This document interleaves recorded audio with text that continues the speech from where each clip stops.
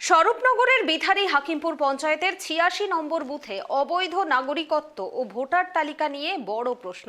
বাংলাদেশ থেকে পাসপোর্টে ভারতে এসেছিলেন ৮ বছর আগে, তারপর আর ফেরেননি, বরং ভারতেই বাড়ি ঘর আর সরকারি নথিতে বাবার নাম হিসেবে ব্যবহার করা হয়েছে এমন এক ব্যক্তির পরিচয়, যার ছেলে বলছেন ওই নামে আমরা কাউকে চিনি না। স্বরূপনগরের বিথারী হাকিমপুর পঞ্চায়েতের ৮৬ নম্বর বুথে নাগরিকত্ব নিয়ে চাঞ্চল্য। অভিযোগ, বাংলাদেশের সাতক্ষীরার বাসিন্দা রেহেনা খাতুন পাসপোর্ট নিয়ে ভারতে এসেছিলেন ৮ বছর আগে, কিন্তু এরপর আর বাংলাদেশে ফেরেননি, বরং ভারতেই বাড়িঘর তৈরি করে বহাল তবিয়তে বসবাস করছেন। এমনকি সরকারি নথিতে নিজের বাবার পরিচয় হিসেবে ব্যবহার করা হয়েছে এক আলতাফ সর্দারের নাম। কিন্তু নতুন মোড় আসে যখন মৃত আলতাফ সর্দারের ছেলে আলী হোসেন জানান ওই নামেই কাউকে আমরা চিনি না, বাবা সাজিয়ে ব্যবহার করা হয়েছে আমার বাবার নাম। তিনি আরও দাবি করেন অত্যন্ত দ্রুত প্রশাসনিক মহলে তিনি অভিযোগ জানাবেন। মানে আপনার বাবা আগে চলে গেছে এখান থেকে, এখানে ছিল অনেক আগে ছিল, চলে গেছে। কে হয় রেহেনা খাতুন আপনার? আমি তো দেখিনি কোনোদিন কি হয়, আমি দেখিনি কোনোদিন। আচ্ছা, রেহেনা খাতুন কোথায় বাড়ি কোথায় ওনার? সবাই তো জানি বাংলাদেশের বাড়ি, ইন্ডিয়া তো অনেক আগে এসেছিল, এখনো আসেনি। আচ্ছা, উনি থাকেন কোথায় এখন? এখন আছে মনে হয় কোথায়, বাংলাদেশ আছে মনে হয় খুব সম্ভবত, না বোম্বাই আছে, ঠিক বলতে পারবো না, ও তো দেখায়নি আর। আচ্ছা, ওনার বাংলাদেশে পাসপোর্ট রয়েছে আর ভারতের আধার কার্ড, ভোটার কার্ড, জমির দলিল, সেখানে আপনার বাবাকে বাবা সাজিয়েছে, আপনি কোথাও অভিযোগ জানাবেন? জানাবো তো বটে। জানাবো তো বটে। আপনি জানতেন ব্যাপারটা? স্থানীয় বাসিন্দাদের একাংশ বলছেন রেহেনা খাতুন কিংবা তার মেয়ে রজনী খাতুন নামে ওই এলাকায় কারো থাকার কথা তাদের জানা নেই। যদিও ৮ বছর আগে পাসপোর্টে ভারতে এসে রেহেনা খাতুন কিছুদিন ওই এলাকায় ছিলেন বলে অনেকে জানান, পরে কর্মসূত্রে দেশের ভিন রাজ্যে চলে যান। কোথায় বাড়ি না? আমি চিনিনি তো, আমি জানিও না, আমি চিনিও না। রেহেনা খাতুন কি বাংলাদেশি? আমি বলতে পারবো না, আমি এখানে এই 1 বছর রয়েছি, আমার বাপের বাড়ি ওইদিকে। এনার তো বাংলাদেশের নথি রয়েছে, তা আমি কি করব? ভারতেরও নথি রয়েছে, আমি কিছু বলতে পারবো না। জানেন আপনি? না। চেনেন না? না। দেখেছেন কখনো? না, আমি দেখিনি। তিনি কি বাংলাদেশি?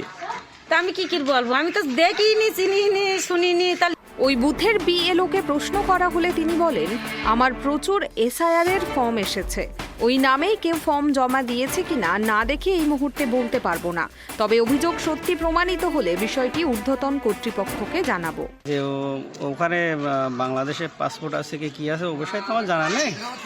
এখন সবাই ফর্ম নিচ্ছে, আমি সবাইকে ফর্ম দিচ্ছি, এই বিষয়ে আমি বলতে পারছি। আচ্ছা, এই যে রেহেনা খাতুন পিতা আলতাফ সর্দার রয়েছে, ইনি কি আপনার কাছে এসআইআর এর ফর্ম জমা দিয়েছেন?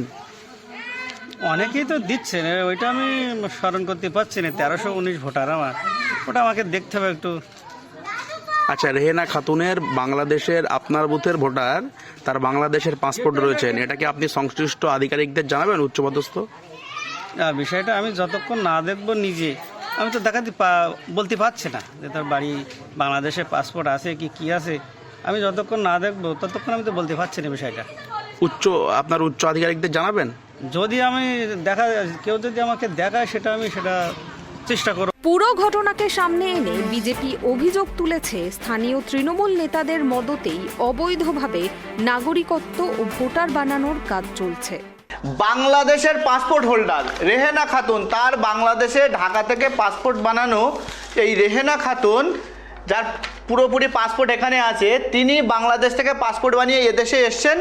2022 সাল পর্যন্ত তার পাসপোর্টের মেয়াদ ছিল। তিনি এদেশে এসে রেহেনা খাতুন নামে বিথারী দরকান্দার ৮৬ নম্বর বুথে, তার ক্রমিক সংখ্যা হলো 880, তিনি এখানকার ভোটার। তিনি আবার জমি কিনেছেন, সেই জমি আবার মেয়ে রজনী খাতুনের নামে তিনি দানপত্র করছেন। সেই রজনী খাতুন, সেও বাংলাদেশের পাসপোর্ট হোল্ডার, সেও বাংলাদেশ থেকে এসছে।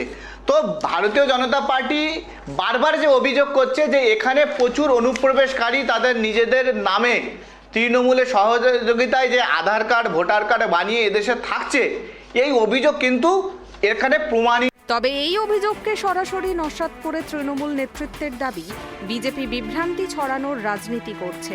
প্রশাসন যদি সব তদন্ত করে, সত্যি বেরিয়ে আসবে। অনুপ্রবেশের দায় কেন্দ্রীয় স্বরাষ্ট্র দপ্তরে। কেন্দ্রীয় সরকারকে এই দায়টা নিতে হবে এবং কেন্দ্রীয় সরকারের স্বরাষ্ট্র দপ্তরের অধীনে বিএসএফ যেহেতু বর্ডার এলাকার নিরাপত্তার দায়িত্বে থাকে, সুতরাং ব্যর্থতাটা বিএসএফেরও বটে। আর সে এখানকার যে ভোটার, যে কথাটা বলছেন, ভোটার তালিকায় নাম তোলে ইলেকশন কমিশন অফ ইন্ডিয়া, তাদের কাছে জিজ্ঞাসা করলে ভালো উত্তর দিতে পারবে। আর সর্বোপরি কথা, এসব বিজেপির বাতেলা বুজুর্গি, এইসব কথা, বিজেপির এইসব কথা খাটবে না। আগামী 2026 সালের বিধানসভা নির্বাচনে চতুর্থবারের জন্য মাননীয় মুখ্যমন্ত্রী মমতা বন্দ্যোপাধ্যায় বিপুল ম্যান্ডেট নিয়ে পশ্চিমবাংলায় ক্ষমতায় আসবে। তখন বিজেপির বড় বড় কথা থাকবে না। বিজেপির এক ব্যক্তির দুই দেশের নাগরিকত্ব কিভাবে সম্ভব? রেহেনা খাতুন এখন ঠিক কোথায় থাকেন, কার অধীনে এবং কেমন ভাবে নথিপত্র প্রস্তুত হলো? এই সমস্ত প্রশ্নের উত্তর জানতে তদন্তের দাবি জোরালো হচ্ছে এলাকায়। স্থানীয়দের মতে প্রশাসন দ্রুত বিষয়টি খতিয়ে দেখুক, না হলে ভোটার তালিকায় অনুপ্রবেশের অভিযোগ আরও ঘনীভূত হবে। বসিরহাট থেকে সিরাজুল মিস্ত্রির রিপোর্ট, কেটিভি বাংলা।